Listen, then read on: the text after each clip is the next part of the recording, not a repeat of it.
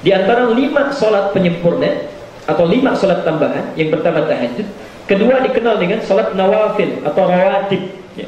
Rawatib yang kedua, ya. Sholat yang mengiringi sholat fardhu, yang mengiringi sholat fardhu, ya. Itu yang paling khusus ada 12 rakaat. Paling khusus ada 12 rakaat. Kita sudah bahas ini, jadi saya mengingatkan saja. 2 rakaat sebelum fajar, sebelum subuh, ya. 2 rakaat sebelum subuh. Ini yang paling utama, mesti kita sedapat mungkin lakukan, ya. Sedapat mungkin lakukan. Rasulullah itu saking pentingnya 2 rakaat sebelum subuh ini, atau 2 rakaat fajar ini, itu dalam hidupnya tidak pernah meninggalkannya. Saking pentingnya, ya. Ini lebih baik daripada dunia dan seisinya, ya. Rakaatul fajri khairum minad dunya wa ma fiha. 2 rakaat salat fajar itu lebih baik daripada dunia dan seisinya, ya. Subhanallah. Kalau sekarang misalnya azan subuh jam 4.36, ya. 4.36 untuk Jakarta, mungkin di sini 4.37, ya. Nah, ketika azan berkumandang, ayo 2 rakaat sebelumnya, itu lebih baik daripada dunia dan seisinya, ya. 4:30 tuh kita lakukan, ya, setelah azan berkumandang. Saya sering bercanda mengilustrasikan, ya, canda yang positif, yang baik, ya, bukan canda yang tidak bermanfaat, ya. Orang yang menghindari canda yang bohong sifatnya, walaupun itu bisa membuat renyah, tertawa dan sebagainya, tapi dia hindari itu sifatnya bohong, maka Allah akan balas dengan membangunkan istana di pinggiran surga. Gak apa-apa, di pinggir surga juga, yang penting punya tempat, punya rumah, istana di pinggiran surga. Itu meninggalkan bohong, ya. Kalau kita tinggalkan debat, ya, walaupun kita benar, tapi ada orang mengajak debat tapi tidak bermutu, debat kusir, tidak bermanfaat, ujungnya tidak kelihatan, maka Allah akan bangunkan di dalam surga satu rumah, istana untuk kita di dalam surga, ya. Dan agama itu bukan diperdebatkan. Hati-hati, ya. Saya tidak ingin Bapak Ibu pandai belajar, dapat ilmu, tapi tujuannya untuk berdebat, bukan itu tujuannya, ya. Rasulullah sudah menyampaikan akan tiba satu masa orang belajar pengetahuan untuk mendebat orang lain. Dan akan tiba satu masa, ya, orang mengajarkan ilmu pengetahuan supaya disebut seorang yang alim, ahli ilmu, populer dan sebagainya. Yang dicari cuma popularitas saja, ya. Yang penting ketahuan banyak jamaahnya, populer dan sebagainya. Subhanallah. Apa yang dikatakan kata Nabi, dua-duanya akan dimasukkan ke dalam neraka. Baik gurunya atau muridnya, kalau tidak bertobat, tidak sadar dengan kesalahannya, maka Allah akan menyediakan neraka langsung baginya, ya. Neraka langsung baginya. Nah, Bapak Ibu sekalian, subhanallah, saya sering sampaikan begini ilustrasinya.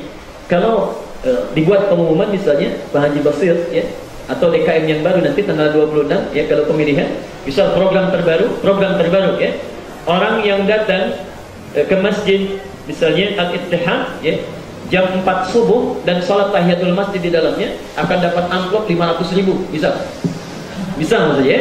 Baik, berlaku mulai tanggal 27, bisa 27 April nih, sejak dilantik disampaikan itu.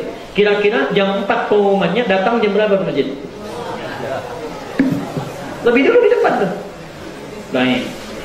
Sekarang bandingkan, ingin punya uang 500.000 atau ingin dunia dan seisinya? Ya, antum ini tiap hari Allah tawarkan dunia dan seisinya melalui lisan Nabi itu. Melalui lisan Nabi, ya. Orang yang sholat 2 rakaat sebelum subuh itu, sholat sunnahnya, dapat dunia dan seisinya. Ada yang menafsirkan hidupnya mudah, ada yang menafsirkan pahala yang besar di akhirat nanti, ya. Ada yang menafsirkan kemudahan, kenyamanan dalam hidup. Orang sakit, ya sehat, kan? Harusnya misalnya macet, dia lancar. Dunia dan seisinya. Ada yang menafsirkan dunia dijadikan kecil, jadi tidak loba dengan dunia, nafsunya ditahan, takwanya naik, ya. Jadi kalau orang lihat ini ingin, lihat itu ingin, orang ini tuh subhanallah ditekan keinginannya, dunia kecil. Kalau bahasa Ibnu Qayyim Al-Jauziyah, dunia dijadikan seperti bayangan, ya. Bukan dikejar tapi berbalik. Kalau antum kejar-kejar akan ketangkap itu. Tapi kalau kita berbalik, itu mengikuti dunianya, ya. Dia ada yang begitu, ya. Jadi manusia ini agak aneh sebetulnya, ya. Dikasih dunia dan seisinya, ya. Salat subuh misalnya, sekarang adzan subuh 4.36, ya. Bangun saja sudah jam 6.34, ya. Udah ketukar itu, ya. Dikasih dunia nggak mau, ya. Tapi 500.000 dikejar-kejar, jam 2 sudah ada di masjid tuh, ya. Kan aneh ini manusia, ya. Subhanallah, ya. Jadi 2 rakaat sebelum subuh, kemudian 4 rakaat sebelum zuhur, 4 rakaat sebelum zuhur, ya.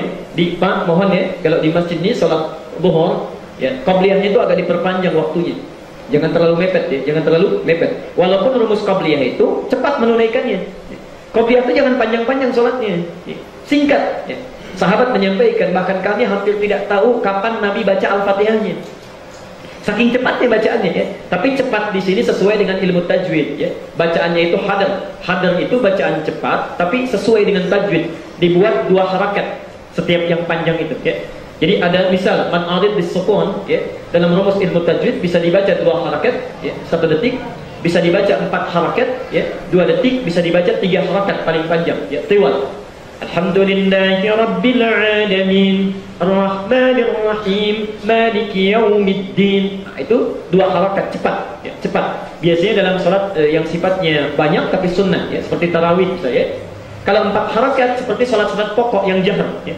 Seperti misalnya salat maghrib, salat isya, salat subuh. Ya, ini bagusnya imam 4 harakat yang tengah-tengah. Alhamdulillahi rabbil alamin arrahmanir rahim. Misalnya ya, 2 detik 4 harakat ya. Kalau salat sendirian silakan. Misal 6 harakat 3 detik. Mau tahajud misalnya, mau paling sempurna silakan sendirian malam-malam dihayati itu. Alhamdulillahi rabbil alamin arrahmanir rahim. Misalnya ya. Tapi dalam salat qabliyah sunnahnya itu cepat, ambil yang pertama yang 2 harakat ya. Misal kalau mau pakai bismillah dijaharkan boleh. Bismillahirrahmanirrahim alhamdulillahi rabbil alamin arrahmanir rahim maliki yaumiddin. Cepat ya. Ini cepat bacaannya, tapi tetap tumakninah dalam gerakan-gerakan dan seterusnya ya. Jadi barangkali menitnya ditambah ya 7 menit saya kan dan sebagainya disesuaikan, baru 4 rakaat sebelum zuhur. Kemudian 2 rakaat setelah zuhur ya. 2 sebelum subuh, 4 sebelum zuhur, 6 ya. 2 setelah zuhur, 8. 2 rakaat setelah maghrib, ini yang pokok ya. 2 rakaat setelah maghrib 10 dan 2 rakaat setelah isya, jadi 12. Ini yang paling pokok ya. Kalau antum bisa menunggangi ini 12 rakaat konsisten selama hidupnya, Allah berikan bonus plus di akhirat, dibuatkan rumah di dalam surganya. Rumah khusus di dalam surganya. Jadi saya singgung lagi sampai pertemuan sekarang dari 2 pekan yang kemarin. Coba dicek sampai dengan hari ini, kira-kira sudah berapa rakaat dari 12 itu yang sanggup kita tunggangi ya. Kalau kemarin misalnya belum sempat sama sekali ya, qabliyah subuh ya. Kemarin misalnya belum sempat, baru 2 rakaat sebelum subuh, maka sekarang ada peluang sebelum zuhur 4 rakaat. Teknisnya 2-2 ya. 2 rakaat dan 2 rakaat selesai ya. Jadi itu yang kita tunggangi. Jadi setiap hari evaluasi ya. Pandai, tahu ilmunya, tahu ayatnya, tahu dalilnya, tapi nggak pernah dipraktikkan. Rugi kita. Rugi ya. Baik.